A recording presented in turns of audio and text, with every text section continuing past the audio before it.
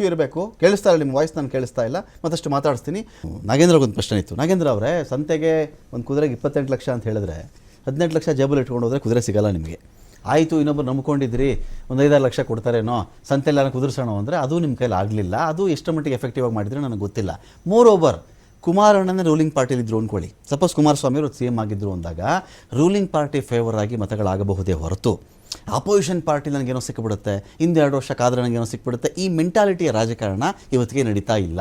ಎರಡನೇ ಪ್ರಶ್ನೆ ಕೇಳ್ತೀನಿ, ನಿಮ್ಮದೇನೋ ಒಂದು ಕಡೆ ಇಟ್ಕೊಳ್ಳಿ, ಬಿ ಜೆ ಪಿ ಪ್ರತಿ ಬಾರಿ ನಿಮ್ಮ ಮೈತ್ರಿಯ ಲಾಭ ಜಾಸ್ತಿ ಪಡ್ಕೊಂಡಿರೋದು ಜೆ ಡಿ ಎಸ್ ಜಾಸ್ತಿ ಪಡ್ಕೊಳ್ತಾ, ಬಿ ಜೆ ಪಿ ಜಾಸ್ತಿ ಪಡ್ಕೊಳ್ತಾ ಅಂದರೆ ಬಿ ಜೆ ಪಿ ಪಡ್ಕೊಂಡಿರೋ ಜಾಸ್ತಿ, ನಿಮ್ಮಿಂದ ಅವ್ರಿಗೆ ದಕ್ಕಿರೋ ಜಾಸ್ತಿ. ಸರಿ, ಬಾಗಲಕೋಟೆ, ಸರಿ ದಾವಣಗೆರೆಯಲ್ಲಿ ಕಾಂಗ್ರೆಸ್ಸಲ್ಲಾಗಿರೋ ಒಳಜಗಳಗಳು, ಇವ್ರು ಬಂದಿದ್ದ ಆಡಿಯೋಗಳು, ನೀನು ಅಲ್ಲಿ ಓಟ್ ಹಾಕ್ಬೇಡ, ನೀನು ಅವ್ರ ಮನೆಯಿಂದ ಆಚೆಗೆ ಬರೋದು ನೋಡ್ಕೋ, ನೀನು ಇವ್ರಿಗೆ ಪಕ್ಷೇತರ ಸಪೋರ್ಟ್ ಮಾಡು, ಇದೆಲ್ಲ ಆಡಿಯೋ ಆದಮೇಲೂ ಕೂಡ ಬಿ ಜೆ ಪಿ ಗೆದ್ದಿಲ್ಲ.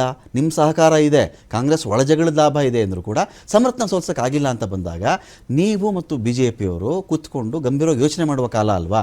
ಪಕ್ಷಾತೀತವಾಗಿ ಹೇಳ್ತಾ ಇದ್ದೀನಿ ಕೇಳಿ ಮಾತು. ಅಪೋಸಿಷನ್ ಪಾರ್ಟಿ ಇದೇ ಒಂದು 3 ವರ್ಷದಿಂದ ಬಿ ಜೆ ಪಿ ರೂಲಿಂಗಲ್ಲಿದ್ದರು. ಪೇ ಸಿ ಎಮ್ಮು 40%, ಆ ಸ್ಕೀಮು ಈ ಸ್ಕೀಮು 2-3 ದಿನಕ್ಕೊಂದು ಹೋರಾಟ ಆಗೋದು. ನೀವು ಮತ್ತು ವಿಜಯೇಂದ್ರ ಅವರು ಎಷ್ಟು ಹೋರಾಟಗಳು ಮಾಡಿದ್ದೀರಿ? ಎಷ್ಟು ಎಫೆಕ್ಟಿವ್ ಆಗಿ ದಿನ ಬೆಳಗಾದರೆ ಜನಗಳ ಬಾಯಲ್ಲಿ ರೂಲಿಂಗ್ ಪಾರ್ಟಿಯ ಫೇಲ್ಯೂರನ್ನು ಹೇಳಿಸ್ತಾ ಇದ್ದೀರಿ? ಹೇಳಿ ನೋಡೋಣ.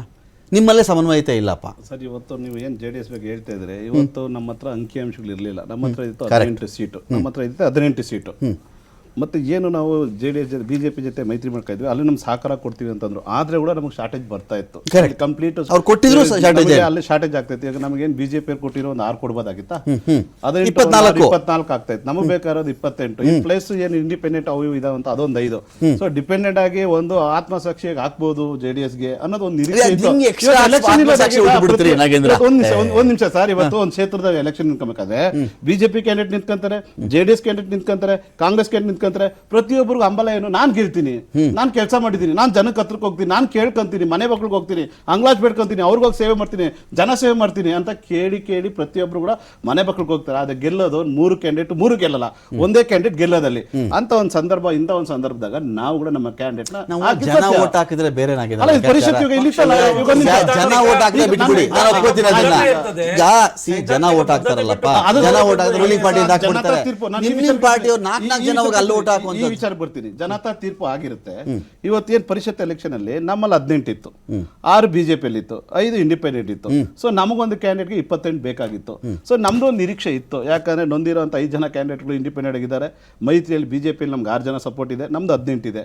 ಸೊ ಮಾಡ್ಬೋದು ಅಂತ ನೀವು ಇಷ್ಟೆಲ್ಲ ಕೇಳ್ತೀನಿ. ಈ 135 ಜೊತೆ +5 ಅಂತ ಇರೋದು ಏನು ಈ ಪರಿಷತ್ ಎಲೆಕ್ಷನ್ ಆದಮೇಲೆ ಗೊತ್ತಾಗಿ ದೊಡ್ಡ ಸತ್ಯನ? ಮೊದಲಿಂದನೂ ಅವರು ಸ್ಟಾರ್ಟಿಂಗು ಯಾವತ್ತಿಗೆ ಎಲೆಕ್ಷನ್ 3 ವರ್ಷದಿಂದ ಗೆದ್ರಲ್ಲ, ಗೆದ್ದ ದಿನಾನೇ ಸರ್ವೋದಯ ಇಬ್ಬರು ಪಕ್ಷೇತರರು ಬಂದಿದ್ದು ನಿಜ. ತದನಂತರದಲ್ಲಾದ ಬೆಳವಣಿಗೆ ಏನು, ಸೋಮಶೇಖರ್ ಹೆಬ್ಬಾರು ಇವರಿಬ್ಬರು ನಮ್ಮನ್ನು ಅವ್ರು ಕೇರ್ ಮಾಡ್ತಿಲ್ಲ, ನಾವು ಅವ್ರಿಗೆ ಸಪೋರ್ಟ್ ಮಾಡ್ಕೋತೀವಪ್ಪ ಅಂತ ಓಪನ್ ಆಗಿ ಹೇಳ್ಕೊಂಡು ತಿರುಗಾಡ್ತಾ ಇದ್ದಾರೆ. ಉಚ್ಚಾಟನೆ ಮಾಡಿದ್ರು, ಮಾಡ್ಕೊಳ್ಳಿ ಅಂದರು. ಈ 140 ಅನ್ನೋದು ಯಾರಿಗೂ ನನಗೆ ಗೊತ್ತೇ ಇರಲಪ್ಪ ಅಂದರೆ ಇದು ರಾಜಕಾರಣ ನಿದ್ರೆ ಮಾಡ್ತಿದ್ರು ಅವರು ಅಂತ. ನನ್ನ ಪಾಯಿಂಟ್ ಇದ್ದಾಗ 18 ಮತ ಇಟ್ಕೊಂಡು ನೀವು ಕ್ಯಾಂಡಿಡೇಟ್ ಹಾಕಿ ರಿಸ್ಕ್ ತಗೊಂಡ್ರ ನೀವು? ಅಲ್ಲ, ಆಯ್ತು, ಈಗ ನಾವು ರಿಸ್ಕ್ ತಗೊಂಡ್ವಿ, ಸತ್ಯ ರಿಸ್ಕ್ ತಗೊಂಡ್ವಿ. ನಾವು ಯಾಕೆ ರಿಸ್ಕ್ ತಗೊಂಡ್ವಿ ಅಂದ್ರೆ ನಾವು ಕೂಡ ನಂಬಿಕೆ ಅಂತ ಹಾಕಿದ್ವಿ. ಒಂದು ವಿಚಾರ, ಇವತ್ತು ರಾಜ್ಯದಲ್ಲಿ 3 ವರ್ಷದಿಂದ ಸರ್ಕಾರ ನಡೀತಲ್ಲ, ಎಷ್ಟು ಅನುದಾನಗಳು 224 ಕ್ಷೇತ್ರ ಕೊಟ್ಟಿದೆ, ಎಷ್ಟು ಕ್ಷೇತ್ರಗಳು ಅಭಿವೃದ್ಧಿ ಆಗಿದ್ದಾವೆ. ಇವತ್ತು 11 ಜನ ಹೋಗ್ಬೇಕಾದ್ರೆ ನೀವು ಹೇಳ್ತಾ ಇದ್ರಿ ಇಷ್ಟೊಂದು ಸುಲಭವಾಗಿ ಹೇಳ್ತಾ ಇದ್ರೆ ಜೆ ಡಿ ಎಸ್ ಇಂದ ಹೋಗ್ಬಿಟ್ರು, ಬಿಜೆಪಿ ಇಂದ ಹೋಗ್ಬಿಟ್ರು ಅಂತ. ಇವತ್ತು 11 ಜನ ಹೋಗ್ಬೇಕಾದ್ರೆ ಒಂದು ಅವ್ರಿಗೆ ಯಾವ್ದಾದ್ರು ಒಂದು ಮಾನಸಿಕ ಹಿಂಸೆ ಇರಬೇಕು, ಇಲ್ಲ ಇನ್ನೊಂದೇನಾದ್ರೂ ಆಮಿಷ ಇರಬೇಕು, ಇಲ್ಲ ಒಂದು ಕ್ಷೇತ್ರದ ಅಭಿವೃದ್ಧಿ ಇರಬೇಕು, ಏನಾದ್ರೂ ಒಂದು ಚಿಂತೆ ಇರಲೇಬೇಕಲ್ಲ, ಏನಾದ್ರೂ ಸಮಸ್ಯೆ ಇರಲೇಬೇಕಲ್ಲ. ಆ ಸಮಸ್ಯೆನ ಎನ್ಕೇಶ್ ಮಾಡ್ಕೊಳಕ ಯಾವತ್ತು ಈ ಕಾಂಗ್ರೆಸ್ ಇರ್ಷಾದ್ ಅವರೇ ಈಗ ಅವ್ರಿಗೆ ಹೇಳ್ತಿರೋದು ವ್ಯಾಲಿಡ್ ಪಾಯಿಂಟು. ಇಲ್ಲಿ ಈಗ ಕೆಲವು ಶಾಸಕರಿಗೆ ನೀವು ಕಳೆದ 3 ವರ್ಷಗಳಿಂದ ಅನುದಾನವನ್ನು ಕೊಡದೆ ಒಂದು ಮನುಷ್ಯ ಈಗ ಚುನಾವಣೆ ಖರ್ಚು ಮಾಡಿಬಿಟ್ಟಿರ್ತಾನೆ. ಅನುದಾನ ಬೇಕು ಕ್ಷೇತ್ರಕ್ಕೆ, ಇಲ್ಲ ಅಭಿವೃದ್ಧಿ ಮಾಡಬೇಕು, ಇಲ್ಲಿ ನೆಕ್ಸ್ಟ್ ಎಲೆಕ್ಷನ್ಗೆ ಕೆಲವರು ಮಾಡ್ಕೊಳ್ಳೋರು ಇರ್ತಾರೆ, ಮಾಡಿದಿರೋದು ಬೇರೆ ವಿಚಾರ. ಸೊ ಹೀಗಿದ್ದಾಗ ಆ ಥರದ್ದು ಏನೂ ಇಲ್ಲದೆ ಅನುದಾನದ್ದೇ ಆಮಿಷ ಇಟ್ಕೊಂಡು 11 ಮತಗಳು ನಿಮಗೆ ಬಂದ್ವಾ? ಅನುದಾನದ ಆಮಿಷ ಅಂತ ನಾನು ಹೇಳೋದಕ್ಕಾಗಲ್ಲ. ಯಾಕಂದ್ರೆ ಅನುದಾನ